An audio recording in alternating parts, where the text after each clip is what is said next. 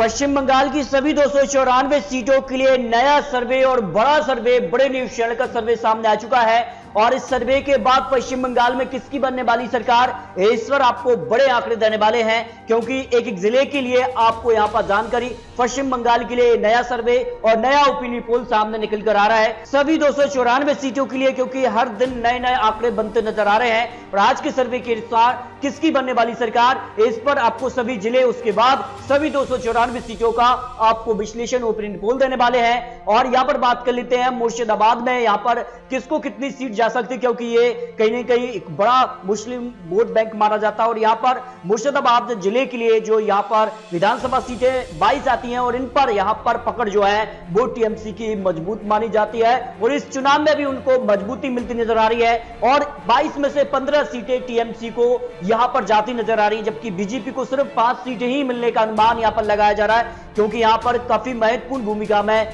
TMC का ही vote bank पाया जाता है। जबकि कांग्रेस और सीपीआईएम को जो गठबंधन हो चुका है, उनके गठबंधन को 2 सीटें जा सकती हैं, जबकि अन्य खाते में एक भी सीट यहां पर जाती नजर नहीं आ रही है, जो नया सर्वे सामने आ रहा है। इसके बाद दार्जिलिंग भी काफी महत्वपूर्ण हो जाता है और दार्जिलिंग के लिए अगर बात करें तो यहां पर 5 सीटें विधानसभा की आती हैं और यहां से अगर बात करें तो टीएमसी को 2 और बीजेपी को यहां पर 3 सीटें मिलने का अनुमान यहां पर लगाया जा रहा है। जबकि यहां पर झारग्राम की 4 सीटों में से टीएमसी को सिर्फ 1 सीट और बीजेपी को 3 सीट जाने की संभावना सभी 294 सीटों के लिए यह बड़ा सर्वे और यहां पर कह सकते हैं बड़े एक्सपर्ट ने लगाया है। जबकि कुंज बिहार की 8 सीटों में से यहां पर टीएमसी को सिर्फ 2 सीटें और बीजेपी को 5 सीटें जाने का अनुमान, जबकि सीपीआई कांग्रेस गठबंधन को 1 सीट यहां पर जाती नजर आ रही है। इसके अलावा उत्तर दिनाजपुर की 9 सीटों पर जो आंकड़े निकल कर आ रहे हैं, टीएमसी को 4 और बीजेपी को यहां पर 2 सीटें मिलने का अनुमान लगाया जा रहा है, क्योंकि यह क्षेत्र भी काफी महत्वपूर्ण और टीएमसी का वोट बैंक पाया जाता है। लेकिन बीजेपी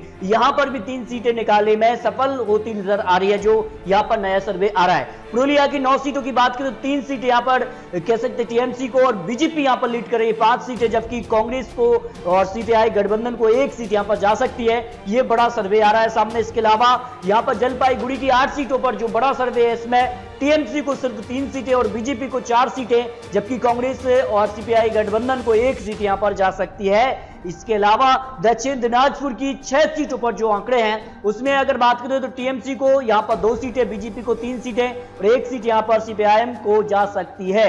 इसके अलावा अलीदौरपुर की 5 सीटों में से टीएमसी को 3 सीट और 1 सीट बीजेपी के खाते में और 1 सीट यहां पर गठबंधन के खाते में जाती नजर आ रही है। जबकि यहां पर नादिया की 17 विधानसभा सीटों पर बड़ा उलटफेर होता नजर आ रहा है, क्योंकि यहां पर टीएमसी को बड़ा झटका लगातार नजर आ रहा है, क्योंकि टीएमसी का यहां पर मुस्लिम जो वोट बैंक है उसमें फूट पड़ती नजर आ रही है और इसका फायदा बीजेपी को होता नजर आ रहा है। बीजेपी यहां पर 8 सीट और टीएमसी को 6 सीटें, जबकि कांग्रेस और यहां पर सीपीआई गठबंधन के खाते में 3 सीटें जा सकती हैं।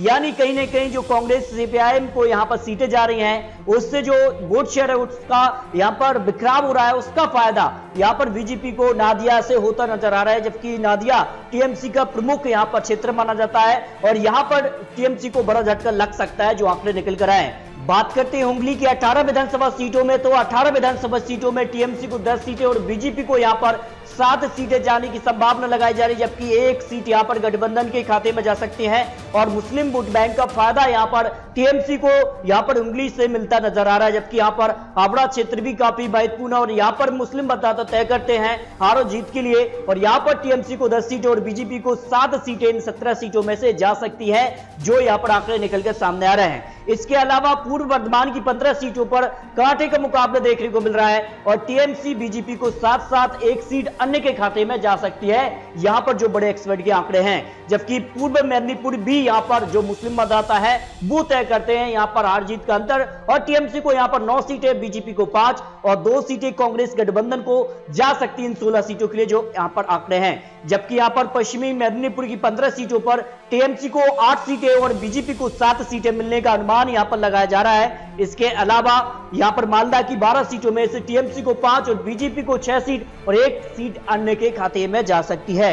जबकि बांकुड़ा की 13 सीटों की बात करें तो टीएमसी को 4 और बीजेपी को 6 सीट जा सकती है, जबकि कांग्रेस गठबंधन को यहां पर 2 सीटें और अन्य के खाते में 1 सीट यहां पर जा सकती है, जो आंकड़े हैं। जबकि बीरभूम भी यहां पर काफी महत्वपूर्ण है और यहां पर 11 सीटों में से टीएमसी को 4 सीट और बीजेपी को 6 सीट और जबकि यहां पर कांग्रेस गठबंधन को 1 सीट और जबकि अन्य के खाते में 1 सीट यहां पर जा सकती है। कोलकाता भी काफी महत्वपूर्ण है और कोलकाता के लिए जो 11 सीटें उनमें अगर बात करें तो 3 सीट यहां पर टीएमसी को, तो बीजेपी यहां पर 6 सीटें हासिल कर सकती है, 1 सीट यहां पर कांग्रेस के गठबंधन के लिए, जबकि सीपीआई गठबंधन को कुल मिलाकर 2 सीटें यहां पर जा सकती हैं। यहां पर बात करें यहां पर पश्चिमी बर्धमान के लिए तो यहां पर 9 सीटें आती हैं और 9 में से यहां पर कांग्रेस और यहां पर टीएमसी और यहां पर कह सकते हैं बीजेपी में कांटे का मुकाबला है। लेकिन इसमें अगर बात करें तो 4 सीटें टीएमसी को और बीजेपी को 4 सीट, लेकिन कांग्रेस गठबंधन को 1 सीट यहां पर जा सकती है, जो यहां पर आंकड़े निकलकर सामने आ रहे हैं। जबकि दक्षिण 24 परगना की 31 सीटें काफी महत्वपूर्ण हो जाती हैं और यहां पर बात करें तो बीजेपी यहां पर बाजी मारती नजर आ रही है। 20 सीटें बीजेपी को, 10 सीट टीएमसी को और 1 सीट कांग्रेस गठबंधन को जा सकती है। इसके अलावा उत्तर 24 परगना की 33 सीटें भी काफी महत्वपूर्ण है और यहां पर बीजेपी को बढ़त मिलती नजर आ रही है। 8 सीटें टीएमसी को, 21 सीटें बीजेपी को और कांग्रेस गठबंधन और सीपीआई गठबंधन को कुल मिलाकर 3 सीटें और अन्य के खाते में 1 सीट यहां पर जा सकती है। तो पश्चिम बंगाल की सभी 294 सीटों के लिए अगर फाइनल आंकड़ों की बात करें तो फाइनल आंकड़ों में टीएमसी को 124 सीटें प्लस हो सकती है। पश्चिम बंगाल के लिए टीएमसी को बड़ा झटका लगता नजर आ रहा है। 2016 के मुकाबले टीएमसी को बड़ा झटका है, क्योंकि 2016 में 211 सीटें हासिल की थी, लेकिन 2021 में काफी बड़ा नुकसान है, क्योंकि कई बड़े नेता उनके पाले से निकल चुके हैं। ऐसे में वो बीजेपी में आए और बीजेपी को इसका फायदा चुनाव में होता नजर आ रहा है और पहली बार पश्चिम बंगाल के लिए बीजेपी जो बहुमत का आंकड़ा 148 है उसके पास पहुंचती नजर आ रही है। 142 प्लस सीटें बीजेपी को इस चुनाव में मिल सकती हैं। आने वाले समय में हो सकता है कि बीजेपी का आंकड़ा और भी आगे बढ़ जाए। वहीं कांग्रेस गठबंधन की बात करें, कांग्रेस जो सीपीआई गठबंधन हुआ है उसको करीब यहां पर 20 से 30 सीटें मिलने का अनुमान लगाया जा रहा है और यहां पर अन्य के खाते में भी 4 सीटें यहां पर जा सकती हैं, जो सभी 294 सीटों के लिए आपको जिलेवार